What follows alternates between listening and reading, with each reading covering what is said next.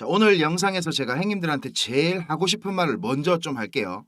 리플, 지금 이런 구간에서는 아이고 감사합니다 하면서 좀 여유 되시는 만큼 계속 긁어 모으세요. 아시겠죠? 제가 왜 그런지는 좀 이따가 자세하게 설명해 드릴게요. 그리고 우리 크립토 시장 오늘 역대급 옵션 만기가 있습니다. 66억 달러가 지금 넘는 물량인데 우리 돈으로 하면 한 9조가 훨씬 넘는 금액입니다. 가격이 막 위로 갔다 아래로 갔다가 정신 못 차릴 수도 있으니까 오늘 같은 날은 좀 여유롭게 그동안 못하셨던 것들 하시면서 차트는 잠깐 잊으시는 것도 좋은 방법일 것 같습니다. 이제 2024년도 반이나 지나갔습니다. 우리 구독자 형님들 상반기 동안 정말 고생 많으셨고요. 그리고 리플 가격 움직임이 지금 심상치 않은 게 다들 좀 느껴지실 텐데 남은 하반기는 다들 정말 수익만 가득하셨으면 하는 바람입니다. 자, 오늘도 좋아요, 구독 요거 한 번씩만 좀 부탁드리겠습니다.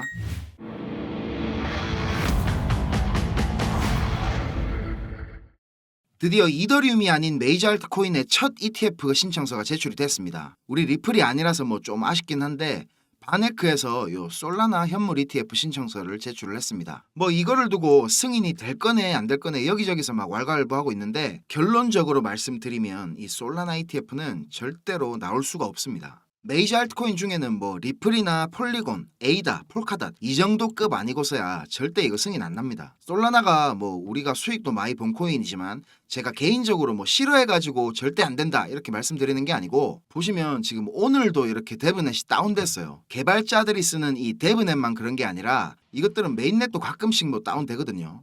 이런 일이 지금 한두 번이 아닙니다. 근데 더 웃긴 거는 이렇게 금방 복구가 된다는 게 제일 문제라는 겁니다. 유틸리티성이 강한 코인일수록 메인넷을 구성하는 노드들이 이렇게 막 분산이 돼 있어야 되잖아요. 근데 솔라나는 막 어디 가정집 컴퓨터 재부팅하는 것 마냥 뚝딱 그냥 복구가 됩니다. 메인넷이 다운돼도 뭐 한 두세 시간이면 복구를 이것들은 다 해놔요 그냥. 이 말은 그만큼 블록체인을 구성하는 노드들이 중앙화되어 있다는 걸 보여주는 대목입니다. 그리고 이것들이 처음부터 유통량도 막 재단 물량을 포함해가지고 인사이더 물량이 너무 많았어요. 만약에 이더리움 메인넷이 다운됐다면 짧게는 뭐 일주일에서 길면 막 몇 주가 넘게 걸릴 거거든요. 제가 이래서 지금 솔라나를 블록체인도 아니라고 말씀을 드리는 겁니다. 뭐 석연치 않은 구석이 한두 가지가 아니에요 지금. 이번에 바네크의 솔라나 ETF 신청이 갖는 의미는 그냥 딱 한 가지입니다. 이제 드디어 비트코인, 이더리움이 아닌 다른 코인들의 ETF가 시동이 걸렸다. 그리고 지금 제일 기대를 받는 상품은 역시 우리 리플이 될 겁니다. 이미 SEC랑 3년 반이 넘게 소송을 진행하면서 규제 명확성이 거의 다 확보가 됐고 이제 정말 마지막을 향해서 소송이 달려가고 있는데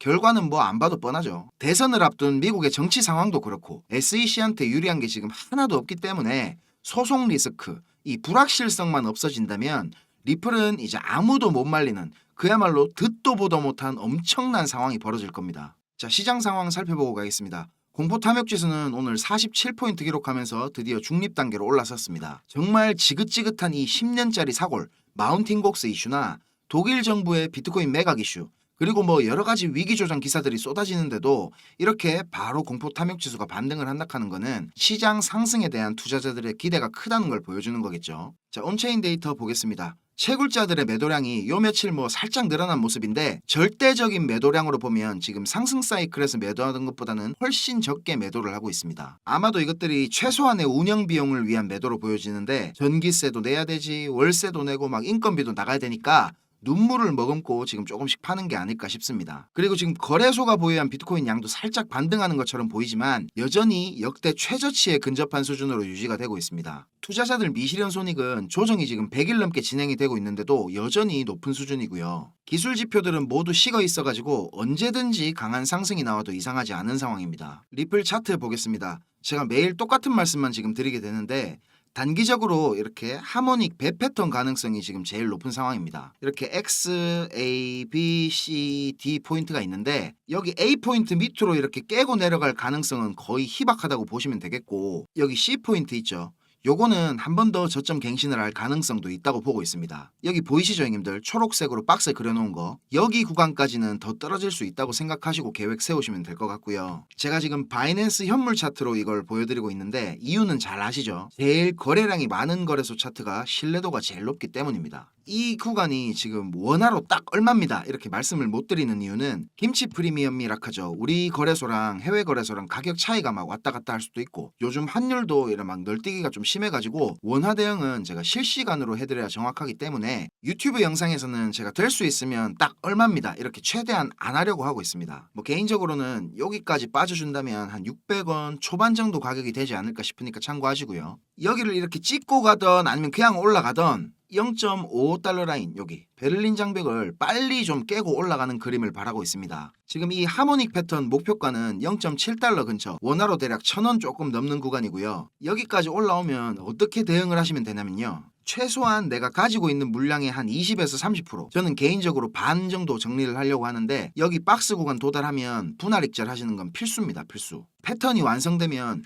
여기부터 여기까지 상승분 있죠, 이거의 38.2% 이상은 무조건 되돌릴 거거든요. 그러니까 여기서 수익 챙기시고 내려오면 다시 이런 구간에서 매수하는 게 맞습니다. 여기 초록색 가로줄 보이시죠? 여기가 대략 한 38.2% 정도 되돌리는 구간이거든요. 차트 진행되는 거 보고 제가 대응해 드리겠지만 이렇게 할 거다라고 좀 알고 계시면 되겠습니다. 자, 우리 리플 기술적인 부분 말고도 지금 이런 조정에서도 리플만 강세를 보이고 있는 이유는 아무래도 이 스테이블 코인 출시에 대한 기대감이 상당해서일 텐데, 리플이 지금 스테이블 코인을 출시하려고 하는 이유가 뭘까요? 테더나 서클이 차지하고 있는 이 스테이블 코인 시장을 뺏어 먹으려고 출시를 하는 걸까요? 일각에서는 뭐 미국 내에서 발생하는 ODL 거래에 XRP를 사용을 못하는 상황이라서 이 스테이블 코인을 발행하려는 거다, 이런 1차원적인 의견도 있던데, 그럴 거면 그냥 테더 갖다 쓰면 돼요. 리플이 지금 메타코나 스탠다드 커스터디 같은 이런 수탁 기업을 인수한 이유, 그리고 여러 국가들과의 CBDC 협업이나 테스트, 이런 것들 모두가 다 하나의 큰 그림을 위한 겁니다.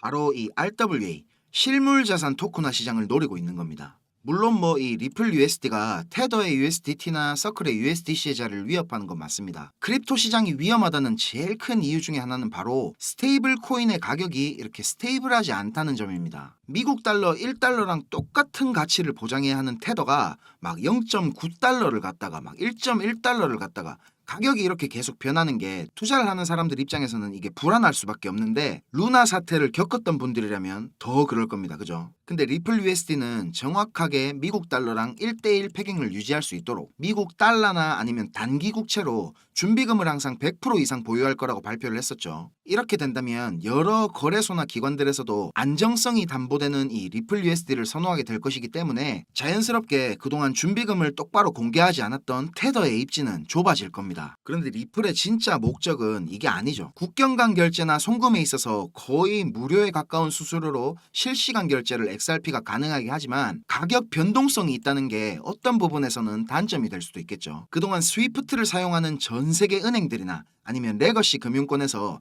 XRP 채택을 항상 망설였던 이유기도 합니다, 이게. 그런데 이런 부분들을 리플 USD가 보완을 할 수 있다는 겁니다. 리플 USD가 출시된다고 XRP의 입지가 흔들리는 게 아니고 상호 보완적인 관계가 만들어진다는 겁니다. XRP는 빠른 처리 속도로 다양한 통화들 간의 브릿지 커런시로서의 역할을 하고, 리플 USD는 안정적인 가치로 뭐 RWA나 디파이 생태계에 더 어울리는 역할을 담당한다는 겁니다. 그래서 갈링하우스 형님이 이렇게 4년 안에 4천조의 수익을 기대하고 있다, 이런 말도 하는 겁니다. 지금 우리 리플뿐만이 아니고 세계 경제 시장이 이 RWA에 집중을 하고 있습니다. 결국 우리 크립토 시장이 가야 될 목표는 이 블록체인과 현실 세계와의 융화일 텐데, 지금 우리 크립토 시장에서 제일 큰 이슈는 뭐니 해도 역시 기록적으로 자금을 유입시키고 있는 비트코인 현물 ETF입니다. 이 중에서도 단연 시장의 이목은 블랙록의 ETF 상품인 IBIT에 집중이 돼 있습니다. 블랙록은 혼자서만 200억 달러 유입을 출시 144일 만에 달성했습니다. 우리 돈으로 거의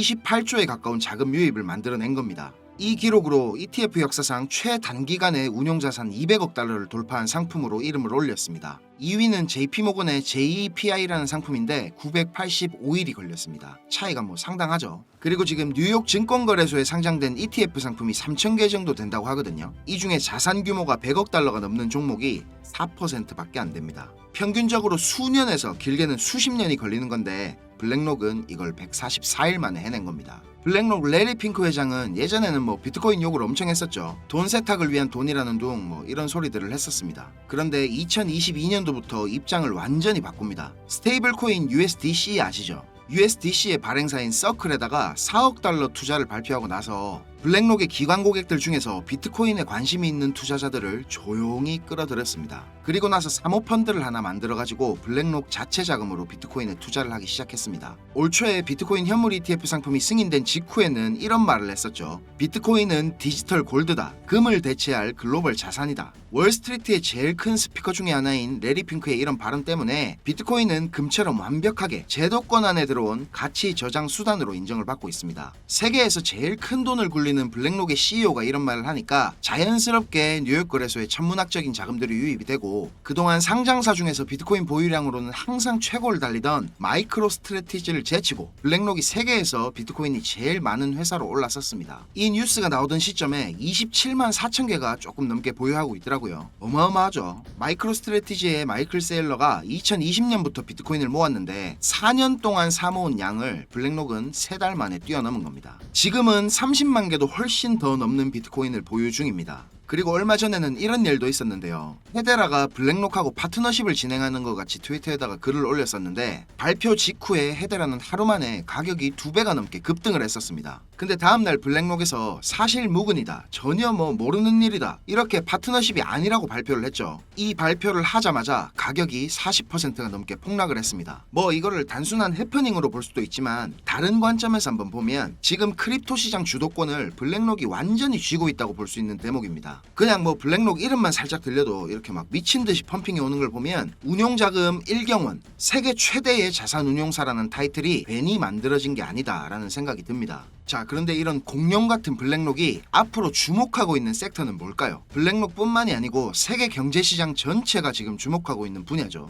형님들 많이 들어보셨을 RWA, 실물자산 토큰화, 이겁니다. 처음 들어보시거나 들어는 봤는데 이게 뭔지 잘 모르시는 형님들을 위해서 설명을 좀 드리자면, 말 그대로 현실 세계에 있는 실물 자산들을 온체인으로 불러와가지고 토큰으로 만든다는 겁니다. 우리가 가지고 있는 부동산이나 자동차, 그리고 곡물이나 석유, 금 같은 이런 상품성 자산, 그리고 주식이나 채권, 예술품, 심지어는 탄소 배출권 같은 것들도 블록체인에서 토큰화를 시킨다는 겁니다. 자, 그런데 왜 이런 실물 자산들을 토큰화하려고 하느냐? RWA를 통해서 기존의 실물 자산 시장의 낮은 유동성, 그리고 높은 진입 장벽 같은 이런 비효율성들을 개선하는 데 목적이 있는 겁니다. 대표적인 RWA의 적용 사례는 역시 이런 부동산이겠죠. 부동산의 토큰화를 통해 가지고 소유권이나 임대권을 이제 블록체인 상에서 거래할 수 있게 된다면, 기존의 복잡했던 거래 방식과 소액 투자에 불가능으로 접근이 어려웠던 부동산 시장은 더 많은 사람들에게 개방이 될 거고 엄청난 유동성의 증가를 촉진시킬 겁니다. 그리고 예술품이나 소장품들도 토큰화가 된다면 고가의 소장품들의 조각 투자, 이걸 해가지고 소유권의 일부를 가질 수가 있기 때문에 마찬가지로 유동성과 접근성이 엄청나게 향상이 되겠죠. 그리고 증권이나 금융상품의 토큰화도 상당히 중요한 부분인데, 기업 입장에서는 추가 자금을 모집하고 효율적으로 자산을 관리할 수가 있을 것이고, 주식시장은 지금 내가 만약에 주식을 팔면 2거래일 이후에 돈을 받을 수가 있는데, 토큰화를 통해서 우리 크립토 시장처럼 24시간 열려있는 이런 T+0 제로의 시대가 개막될 수도 있습니다. 보스턴 컨설팅 그룹 BCG에서 발표한 보고서에는 RWA 시장이 16조 달러 시장으로 성장할 거라는 전망을 했는데요. 우리 돈으로 환산하면 무려 2경 1600조라는 천문학적인 금액입니다. 이런 꿀통을 블랙록이 가만히 그냥 쳐다보고 있을 리가 없겠죠. 지난 2월에 블랙록에서 이렇게 기관 고객들을 대상으로 비공개 컨퍼런스를 했던 거 제가 여러 번 말씀드려서 다들 기억나실 겁니다. 정말 보수적인 기관 투자자들을 대상으로 하는 이런 자리에서 전체 포트폴리오에서 비트코인 비중을 28%까지 늘리라고 블랙록이 이렇게 파격적인 발언을 한 게 알려졌었죠. 근데 이 컨퍼런스가 겉으로 보기에는 비트코인 현물 ETF 출시를 앞두고 블랙록이 고객들을 대상으로 홍보를 하는 것 같이 보이는 자리였는데, 비들 아시죠? 블랙록이 얼마 전에 처음으로 출시한 RWA 펀드 이름인데, 출시되기 한 달도 전에 있었던 이 자리에서 벌써 비들이라는 이름을 쓰면서 출시를 예고를 했었고, 비들이 출시가 되면 가치 상승이 예상되는 코인들도 브리핑을 하면서 VIP 기관 고객들에게 수요 조사를 하는 내용도 정보원을 통해서 제가 입수를 했습니다. 그리고 비들을 설명을 하면서 just a taste, 그냥 맛보기일 뿐이다, 이런 워딩을 쓰기도 했습니다. 미국 국채 토큰화 펀드의 중심에 있는 이 비들이 맛보기 정도밖에 안 된다는 말입니다.